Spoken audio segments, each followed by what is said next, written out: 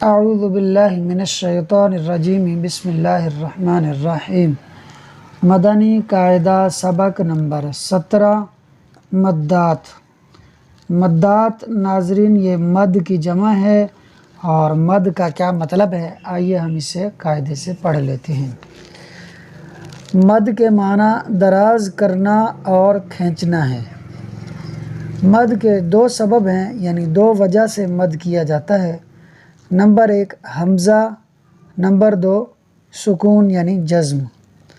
مد کی 6 قسمیں ہیں: مد متصل، مد منفصل، مد لازم، مد لین لازم، مد عارض، مد لین عارض۔ آج جو ہم سبق پڑھیں گے اس سبق کے اندر دو مدوں کا استعمال ہوا ہے۔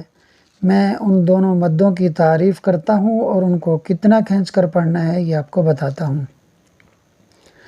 مد متصل، حروف مدہ کے بعد حمزہ اگر اسی کلمے میں ہو، یعنی جس کلمے میں جس لفظ میں حروف مدہ ہیں حمزہ بھی اسی کلمے میں حروف مدہ کے بعد ہو تو مد متصل ہوگا۔ اب اس کی کیا مثال انشاءاللہ جب پڑھیں گے تو میں آپ کو وضاحت کر دوں گا۔ مد منفصل، حروف مدہ کے بعد حمزہ دوسرے کلمے میں ہو، یعنی جس کلمے میں جس لفظ میں حروف مدہ ہیں، حروف مدہ سے مراد الف مدہ، واو مدہ یا یا مدہ، تو جس لفظ کے اندر الف مدہ کا قاعدہ لگ رہا ہوگا، واو مدہ کا قاعدہ لگ رہا ہوگا یا پھر یا مدہ کا قاعدہ لگ رہا ہوگا، اگر وہاں ان حروف مدہ کے بعد اسی کلمے میں حمزہ نہ ہو بلکہ اس کے بعد دوسرے کلمے میں حمزہ آ رہا ہو تو پھر مد منفصل ہوگا۔ مد منفصل کا اگر ہم لفظی معنی کریں تو منفصل کہتے ہیں جدا ہونے والی چیز کو یا جدا ہونے والے مد کو، اور جو مد متصل ہے ملے ہوئے مد کو کہتے ہیں۔ تو اگر حمزہ حروف مدہ کے بعد اسی کلمے میں ہو تو مد متصل ہوگا، یعنی ملا ہوا مد ہوگا، مطلب اس کا لفظ یہ ہوا۔ اور مد منفصل کا مطلب یہ ہے کہ حمزہ چونکہ دوسرے کلمے میں ہے تو پھر وہ مد منفصل ہو جائے گا، یعنی جدا ہونے والا مد۔ اب مد متصل اور مد منفصل کو کتنا پڑھتے ہیں؟ مد متصل اور مد منفصل کو 2-2.5 الف یعنی 4 یا 5 حرکات کی مقدار تک کھینچ کر پڑھتے ہیں۔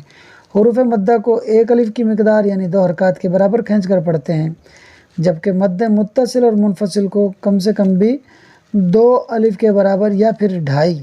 اگر 2 الف کے برابر ہے تو 4 حرکات کھینچنا ہوگا، 2.5 الف کے برابر ہو تو 5 حرکات کی مقدار کھینچ کر پڑھیں گے۔ تو آج کے سبق میں بس صرف یہ 2 مدیں استعمال ہوں گی، تو میں یہ سبق کی طرف آتا ہوں اور انشاءاللہ اس میں جو مدیں وغیرہ ہو رہی ہوں گی میں آپ کو عرض کرتا جاؤں گا۔ بسم اللہ الرحمن الرحیم۔ آپ کو میں ہجے کرنے بتا دوں گا 1 یا 2 الفاظ کے، باقی ہم رمہ پڑھیں گے تاکہ آپ کو پتہ چل جائے ہجے کیسے ہوتے ہیں۔ جیم الف زبر جا۔ دیکھیے ابھی ہم نے حمزہ کو اس کے ساتھ ملایا نہیں ہے، تو جب تک حمزہ کو نہیں ملایا تب تک یہ الف مدہ ہی ہے، تو الف مدہ کی جو مقدار ہے یعنی 1 الف 2 حرکات کے برابر اتنا ہی کھینچیں گے۔ جا بس، حمزہ زبر آ، حمزہ کے اوپر حرکت ہے اس لیے اس کو بغیر کھینچے پڑھیں گے۔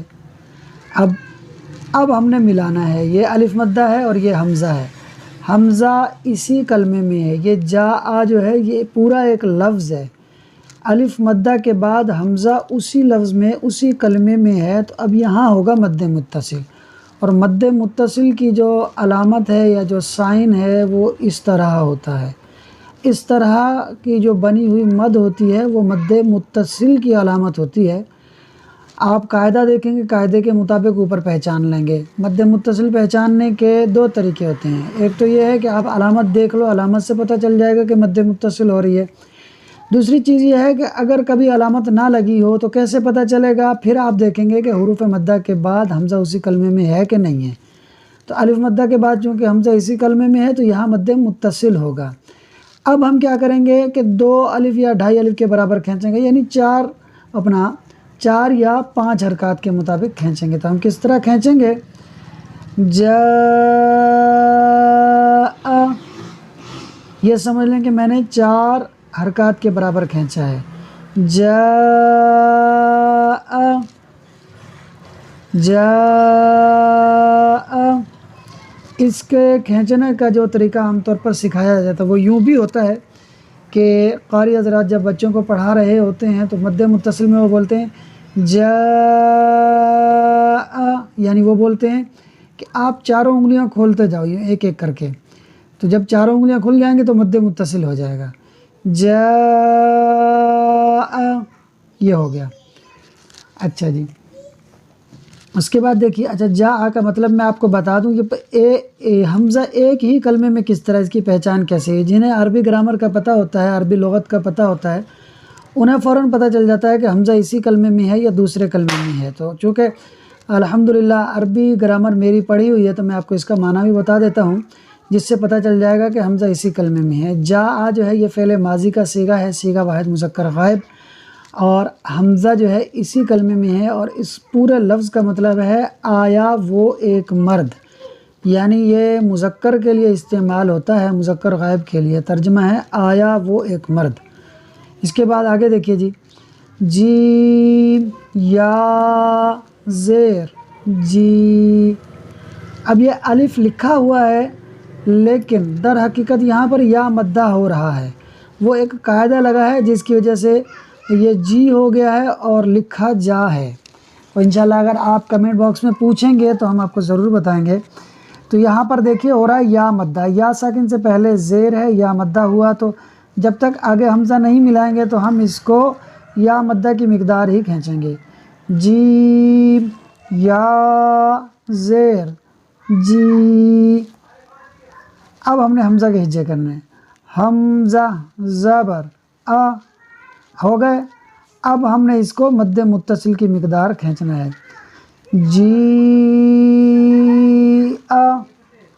یہ آپ کو مدات کو کھینچنے میں شروع میں پریشانی ہوگی، آپ کو مقدار کا پتہ نہیں چل پائے گا، لیکن جیسے جیسے آپ کی پریکٹس میں یہ بات رہے گی تو آپ کو انشاءاللہ یہ کھینچنا بھی آ جائے گا۔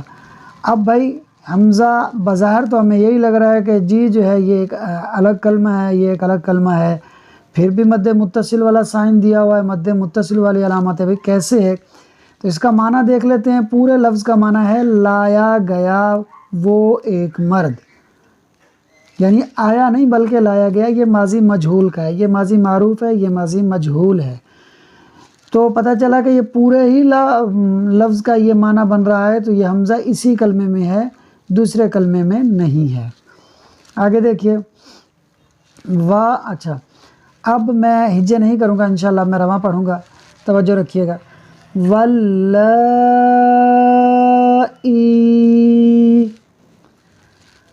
اب یہاں پر بھی مد متصل ہو رہا ہے، لیکن مد متصل کیسے ہو رہا ہے؟ حروف مدہ تو اس میں کوئی ہے نہیں۔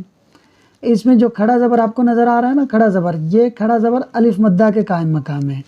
آپ کو یاد ہوگا جہاں ہم نے حروف مدہ والا سبق آپ کو پڑھایا تھا، تو اس کے بعد ہم نے کھڑی حرکات والا سبق پڑھا تھا، اور کھڑی حرکات کے بارے میں ہم نے پڑھا تھا کہ کھڑی حرکات حروف مدہ کے قائم مقام ہیں، یعنی جس طرح حروف مدہ کو کھینچ کر پڑھا جاتا ہے اسی طرح کھڑی حرکات کو کھینچ کر پڑھا جاتا ہے۔ جو کھڑا زبر ہوتا ہے یہ الف مدہ کے قائم مقام ہوتا ہے، الٹا پیش جو ہے یہ واو مدہ کے قائم مقام ہوتا ہے، اور جو کھڑی زیر ہوتی ہے یہ یا مدہ کے قائم مقام ہوتی ہے۔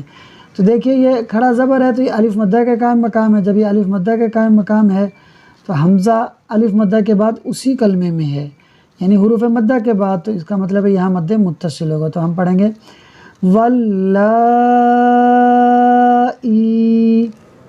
آگے دیکھیں سیئت سیئت، یا مدہ ہو رہا ہے، یا ساکن سے پہلے زیر ہے، یا مدہ یعنی حروف مدہ کے بعد حمزہ اسی کلمے میں ہے، لہٰذا یہاں بھی مد متصل ہوگا، یعنی ہم اسے 4 یا 5 حرکات کے برابر کھینچ کر پڑھیں گے۔ اولئک، اب یہاں پر آپ دیکھیے یہ جو واو لکھا ہوا یہ پڑھنے میں نہیں ہے، اگر واو کے اوپر جزم یا سکون ہوتا تو پھر یہ واو مدہ ہو جاتا، حمزہ کو بھی کھینچنا پڑتا۔ ہم نے حمزہ کو اس لیے نہیں کھینچا کیونکہ یہ واو جو ہے اس کے اوپر نہ جزم ہے نہ سکون ہے، مطلب واو مدہ نہیں ہو رہا، یہ واو لکھنے میں ہے، پڑھنے میں نہیں ہے۔ حمزہ کے اوپر حرکت کے مطابق بغیر کھینچے پڑھیں گے، ہم پڑھیں گے اولئک ای کا. اچھا اب لام کے اوپر کھڑا زبر ہے، کھڑا زبر یعنی الف مدہ ہے، الف مدہ کے بعد حمزہ اسی کلمے میں ہے، حمزہ اسی کلمے میں ہے تو مد متصل ہوگا، مد متصل ہوگا تو یہاں اسے 4 حرکات کے برابر کھینچ کر پڑھیں گے. اولئک. اچھا اولئک جو ہے یہ اس میں اشارہ ہے، یہ دیکھی جانے والی چیزوں کے لیے استعمال ہوتا ہے، جیسے ہم اردو میں بولتے ہیں یہ یا وہ، اسی طرح عربی میں اس کے لیے اولئک، ذالک، تلک کے الفاظ استعمال ہوتے ہیں. آگے دیکھیے حدائق. اب دیکھیے یہ الف مدہ ہے، الف سے پہلے دال پر زبر ہے، تو الف مدہ کے بعد حمزہ جو ہے وہ اسی کلمے میں ہے، اس وجہ سے مد متصل کا سائن بھی آیا ہوا ہے، تو اسے ہم 4 حرکات کے یا 5 حرکات کے برابر کھینچ کر پڑھیں گے. حدائق. اب کیسے پتہ چلا بھائی یہ حمزہ جو ہے اسی کلمے میں؟ ہمیں تو لگ رہا ہے حدا الگ ہے، اق الگ ہے. جناب یہ الگ نہیں ہے، یہ بلکہ ایک ہی لفظ ہے. یہ حدائق جو ہے یہ حدیقتن کی جمع ہے، اور حدیقتن عربی میں باغیچے یا باغ کو کہتے ہیں. آگے دیکھیے قروءن. واو ساکن سے پہلے پیش ہے، واو مدہ ہو رہا ہے، اور واو مدہ کے بعد دیکھیے حمزہ اسی کلمے میں ہے، اور اسی وجہ سے اس کے اوپر مد متصل کا سائن آ رہا ہے، لہٰذا اسے ہم 4 یا 5 حرکات کے برابر کھینچ کر پڑھیں گے. ہم پڑھیں گے قروءن. آگے دیکھیے یہ ایک ہی لفظ ہے، 2 نہیں ہے، دیکھنے سے ہی پتہ چل رہا ہے کہ ایک لفظ ہے. اولیاء.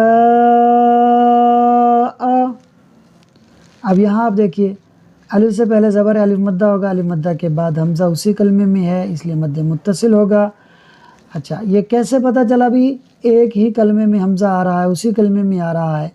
تو اس سے اس کے معنی سے پتہ چل رہا ہے، دوسرا اس کے سائن سے پتہ چل رہا ہے. معنی اس کا ہے ولی، یعنی بہت سارے ولی. اولیاء جو ہے یہ ولی کی جمع ہے، ولی مطلب دوست، ولی مطلب سرپرست، سربراہ، تو اسی ولی کی جو جمع ہے وہ اولیاء آتی ہے. تو ہم اسے 4 یا 5 حرکات کے برابر کھینچ کر پڑھیں گے اولیاء. آگے دیکھیے اب یہ جو یہاں مد جو استعمال ہو رہا ہے یہ مد منفصل ہو رہا ہے. کس طرح؟ سب سے پہلے تو میں اس کے ہجے کر دیتا ہوں. با زیر بی، میم الف زبر ما، بیم. اچھا میں نے اس کو صرف الف مدہ ہی کرنا تھا، زیادہ کھینچ دیا. بیم حمزہ نون پیش ان. جب تک ہم نے اس کو اس سے یہ حمزہ کو اس سے نہیں ملائیں گے جب تک تو الف مدہ ہے. اب ہم نے حمزہ اور نون کے ہجے کر لیے، اب ہم پیچھے سے جب ملائیں گے تو ہم جو ہے اس کو کریں گے مد منفصل کرتے ہوئے پڑھیں گے، یعنی وہی 4 یا 5 حرکات کے برابر. تو ہم پڑھیں گے بیما ان، زا زیر زی، لام زبر لا. اب دیکھیے میں بیما کو چھوڑتا ہوں، ان ضلع سے یہاں سے پڑھتا ہوں. پہلے اس کو میں لفظ کو پورا کر لوں، پھر پیچھے سے ملاؤں گا. یہاں ایک اور قاعدہ لگ رہا ہے آپ کو بتا دوں. نون ساکن ہے، نون ساکن کے بعد زا حروف اخفا میں سے اخفا ہوگا، یعنی غنہ کریں گے. نون میں نون نہیں پڑھیں گے، ناک میں آواز کو لے جا کر ایک الف کے برابر رکھ کر پڑھیں گے. ہم پڑھیں گے انزلا، انزلا. اب ہم ملائیں گے تو ہم مد متصل مد منفصل بھی کریں گے. اچھا یہ کس طرح پتہ چلا بھائی یہ مد منفصل ہو رہا ہے؟ پہلی چیز تو یہ ہے کہ یہ آپ کو جو علامت ہے یہ بتا رہی ہے، یہ علامت مد متصل والی نہیں ہے. آپ دیکھ لیں ان کے اندر فرق کیا ہے. یہ مد متصل کی علامت ہے، یہ مد منفصل کی علامت ہے. ایک بات. دوسرا اگر یہ علامت نہ ہوتی تو ہمیں کیسے پتہ چلتا؟ تو ہمیں اس کے معنی سے پتہ چل جاتا. یہ جو بیما ہے یہ ایک الگ کلمہ ہے، انزلہ جو ہے یہ الگ کلمہ ہے. یہ 2 کلمے ملائے گئے ہیں. اب دیکھیے الف مدہ کے بعد حمزہ جو ہے انزلہ دوسرے کلمے میں ہے، تو یہاں مد متصل ہوگا کہ مد متصل وہی ہوتا ہے کہ حروف مدہ کے بعد حمزہ دوسرے کلمے میں ہو. تو یہاں مد منفصل ہو رہا ہے، تو ہم اس کو پڑھیں گے بیما انزلہ. اب جو ہے آگے دیکھیے قالوا آمنا.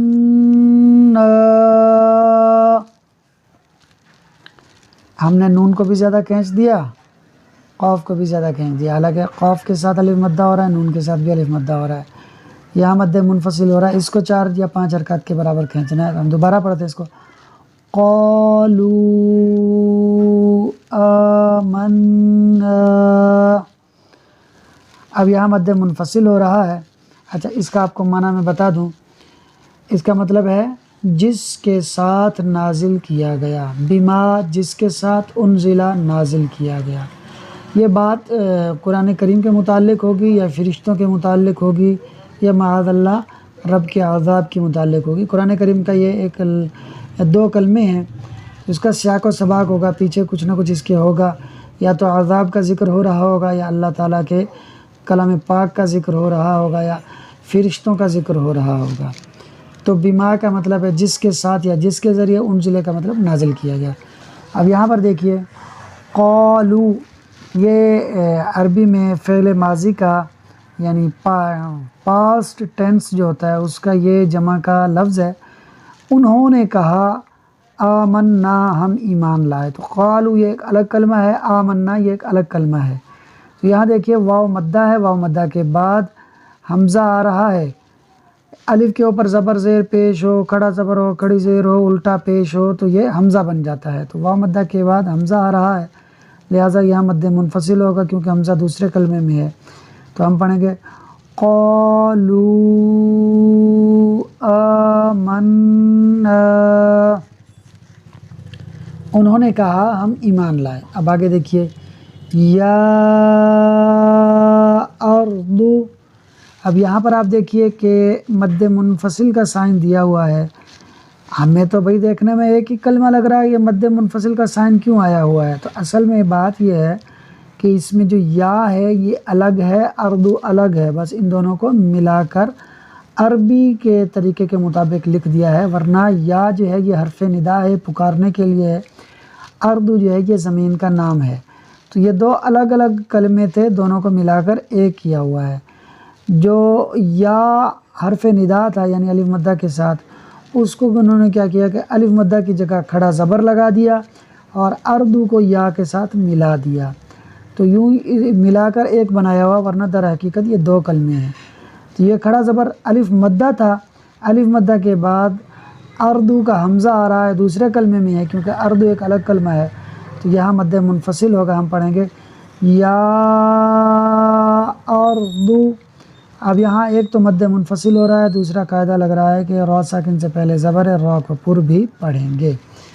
آگے دیکھیے، ہؤلاء،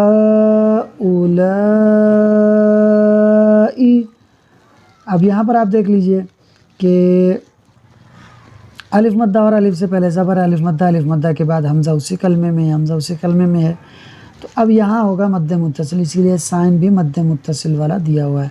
تو ہم اسے 4 یا 5 حرکات کے برابر کھینچ کر پڑھیں گے۔ ہم پڑھیں گے ہؤلاء